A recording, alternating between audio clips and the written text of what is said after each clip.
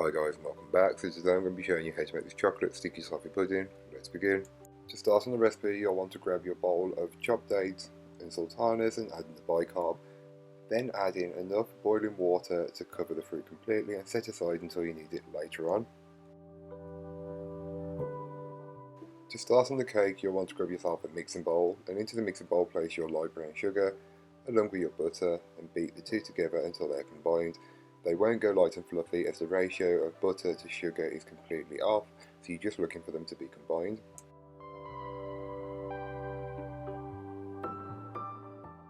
You can then go ahead and add in your eggs one at a time, beating well in between each addition. And as you add the eggs, you'll notice that the mixture's consistency does change, and this is completely normal, and this is what you want. Don't forget to give the bowl a good scraping down just to incorporate any bits that may not have been fully worked in from earlier on. You can then go ahead and add in your dry ingredients, passing them through a sieve first to remove any lumps that may be in the dry mix, as it's quite common with cocoa powder and flour.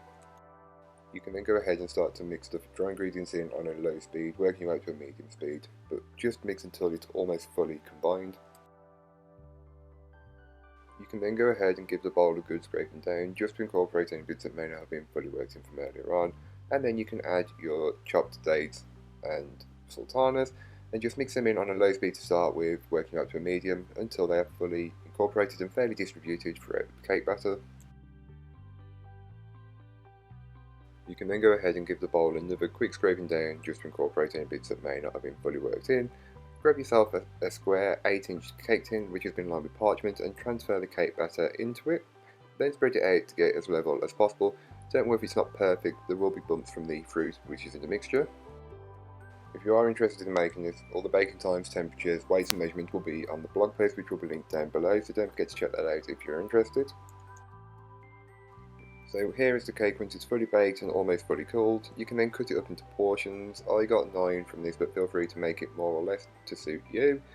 This is also a great cake to make in advance, as you can reheat in the microwave or in the oven and just pour the sauce over as you need it.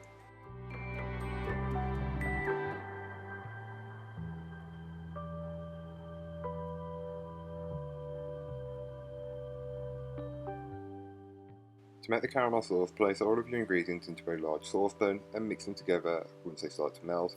Allow it to come to a boil, stirring continuously so it doesn't catch on the bottom, then allow it to simmer for around 5 minutes or until thickened.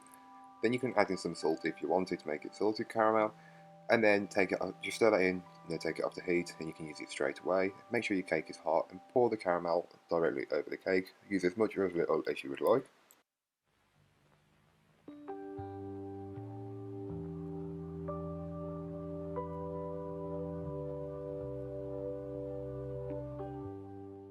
So thank you so much for watching, I hope you enjoyed. If you did, don't forget to like, comment and subscribe for more from me, and I'll be back again next week with some more recipes for you, so join me then.